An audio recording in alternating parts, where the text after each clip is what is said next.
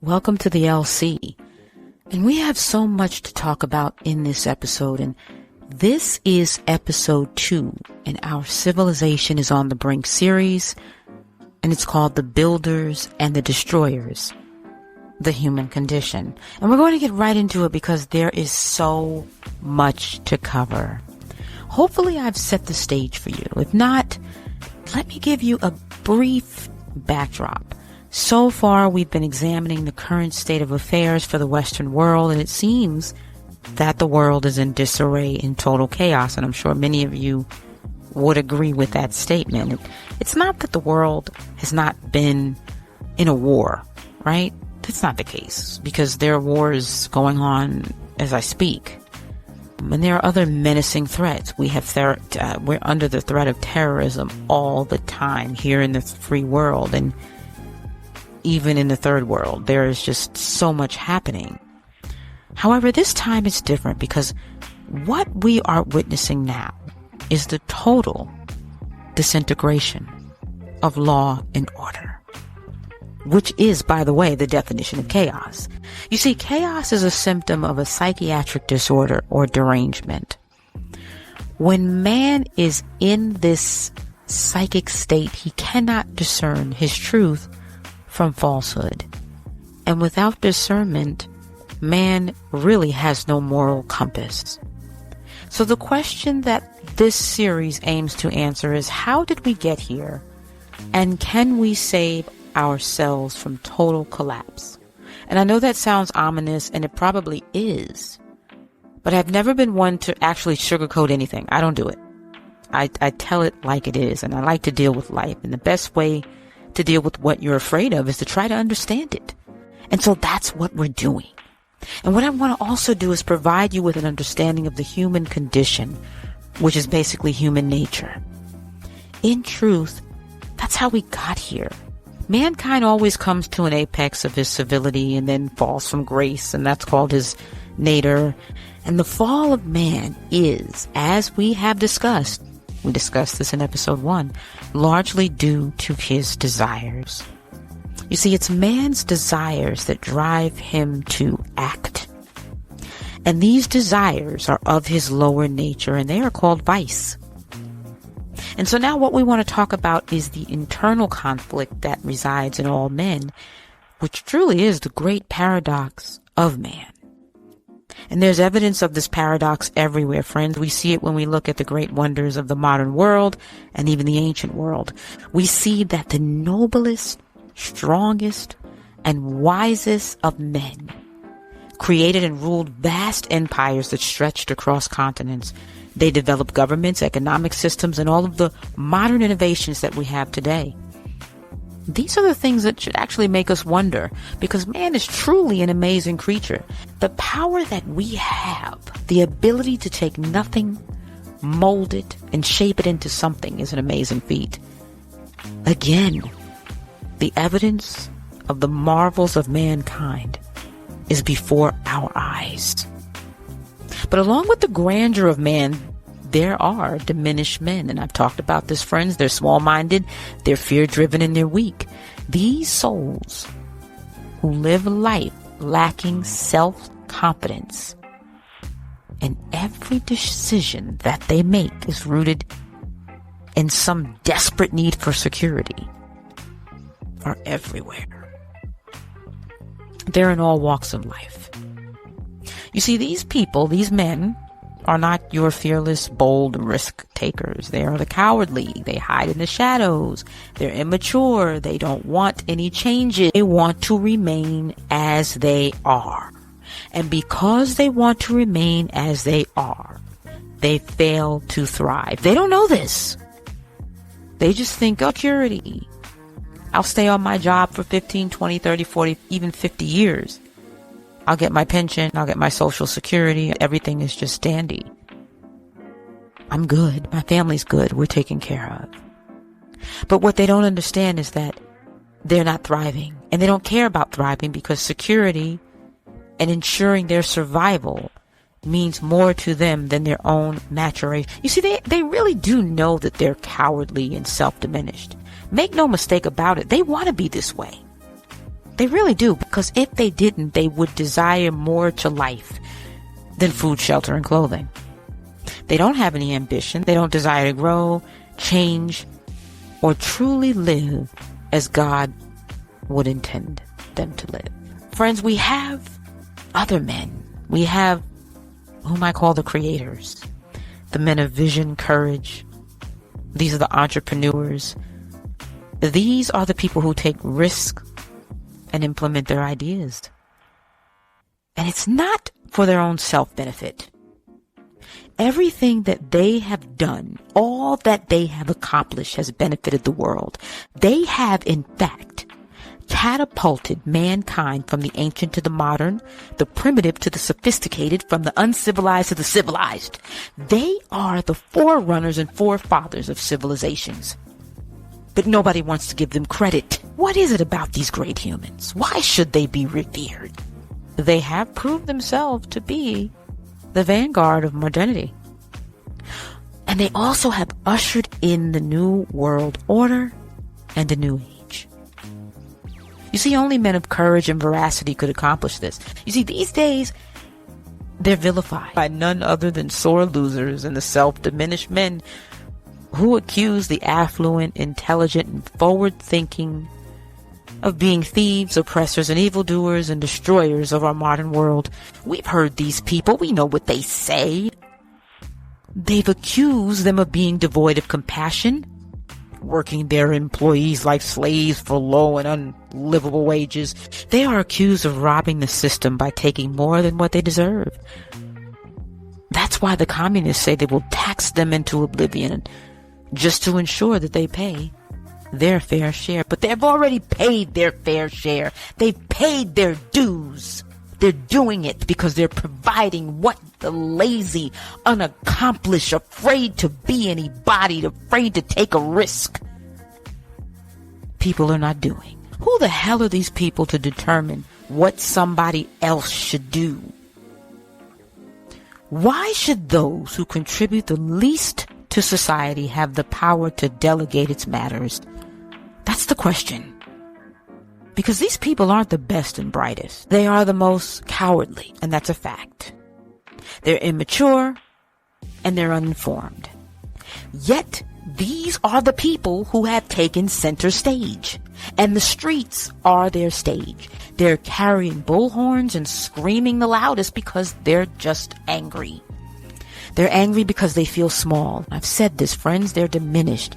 They're unseen. They're unheard. And the right to demonstrate gives them the attention that their diminished souls crave. That's all they really want, a mic and a mob. Because they're attention-seeking brats who barely have lived long enough to have paid into Social Security. And yet they want to dictate my life and yours. I'll be damned. Let me tell you who these people really are, and this goes for all of them. The ones putting up the money to fund their fringe movements. Yeah, these are some really, really, really affluent people. These are not your average people. These people have some serious money. And they are propping these people up, giving them a voice, allowing these people to even get into elected positions. And these politicians are campaigning on behalf of these donors. And I'll tell you something, friends, and I've been saying this from the beginning. These people are the destroyers of civilization. And what is so interesting about that is that they don't realize they're destroying themselves. These people want to drag down the builders and those who have contributed to the advancement of society. But again, the people that are funding these voices, funding these elected officials, are affluent. They are the people who provide jobs. They are the people who build the housing. They are the influential, wealthy, who are funding these fringe movements. And you might be saying, but wait a minute, isn't that a contradiction? It is. Why are they doing it? Well, because they want to feel like they're doing the right thing. They want to feel like they are on the right side of the fence. But they're fools, because what they don't realize is they're destroying themselves. And rightfully so. That should be the case because they're fools. This is why Jesus said, go into your prayer closet. The Father knows what you do. You don't have to be at the forefront. You don't have to sit in the front in the pews and let everybody see that you're praying. That's what the Pharisees do. You see, that's who these people are. They want to be in the front row. They want everybody to know them and see them. They're moralists. They're hypocrites. They're people who want to be known for being and doing what is right. And they want everybody to see it. These are the worst people in the eyes of the Most High God, because God hates a spectacle. He hates when people put their so-called morality on the spot and in the spotlight for all to see. Those are the people who are really immoral. And this brings us to a very important point. A society is two-tiered. And Marx said that it was divided into the haves and the have-nots. But today, that is the oppressed and the oppressor. And this false claim comes from those who are self-diminished. And to be self-diminished is to have no sense of one's own value or self-worth. This kind of person observes the external world from a lack of self-worth and self-confidence. He can't really see himself triumphing over his circumstances or becoming great in any sense, because he thinks that somebody, this great oppressor, is holding him down and holding him back. And because he believes that, because what you believe is actually how you live your life. He's an angry person. He's mad at the world. He's enraged at the fact that people are doing better than him. How dare these people be living in luxury? How dare these people have penthouses on Park Avenue in New York City? How dare these people, be able to, they can travel, they can homeschool their kids, they can have, pied-à-terres. How dare they? He hates the fact that there are people who are even smarter than he, more beautiful than he. He feels as if he is powerless over his own self and his own life. That's the diminishment, friends. That's what it means to be self-diminished. Diminished has to do with being minute, feeling small, feeling like one is small in a world of everything that's just bigger than you are. You see, this type of person blames the affluent, the beautiful, and the intelligent for his own shortcomings and his own failure to accomplish and thrive. And it rots out his heart, and it makes him black inside, because he has essentially given up on himself and life. He has no hope, and he has no real reason to live, and that's why he seeks to tear others down. Friends, that's what this is. These type of people that get to this absolute low point, it's very low. These are the ones that go into an office building or a school and shoot random people. This is who these people are. They are jealous, they are selfish, they are diminished. And that's why they kill, that's why they destroy. They want to destroy because they hate the fact that people have something that they don't. And this is cultural, friends. It's beyond schools shootings and office building shootings. It has to do with even the destruction of the Western world, because you see, people hate the West. There are many that do. The West has enemies in the world because the West is allowing for people to become wealthy and prosperous due to freedom. And the attitude is, if I can't have wealth and all the good things life has to offer, then you can't either. So I want you destroyed. But who told them they couldn't prosper? Friends, we never said you can't prosper. We want you to have what we have, but you don't want that because you desire to enslave your own people. Friends, you see, I've taken this from an individual standpoint to a global one. You see, they said that the white patriarchy has robbed them of their ability to partake in the fruits of their own labor and the fruits that the Western civilization has cultivated and produced. Lies, lies, lies. Nobody is holding these fools back but themselves.